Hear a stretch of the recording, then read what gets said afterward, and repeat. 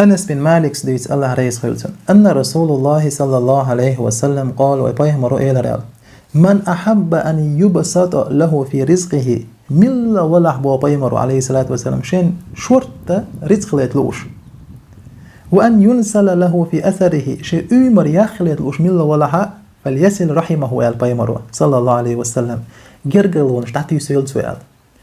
جرجلون شتعتي يسيل سؤال تويس قزع شورت رزق ليتلوش ملا ولا البايمر رزق وما خا رزق دو وينسل له في أثره أمر يخلط لوش مع المودة قن أيل مشناخ تنخن يخلط تعبوا الأيل مشناخ ألا تو قزك خنشوها شورت خنشوها تدلوش يدلور دوتن بيركتن الله وتو جرجلونش ليلين يرال مثلا بقيت شرن يئت شرن تدل دل هما قزك خنشوها دلور دوتن خوندا دور الله ودايتش دوتن الله بيركت ير دوتن اشت مي عندها قن تعبوا الأيل مشناخ شو الله بالقبول الأيل مشناخه تن بقول الله عن خير نير تو جرجلونش ليلور دوي داختن يزدش عن خنا يخيازنتن الله يقن توانتن الله تو جرجلونش ليلور بحملوش اشت مي عندها قن تعبوا الأيل مشناخ ابن عمر وباخ الله رئيس خيلتن من اتقى ربه شيء الله قرر مل ولاح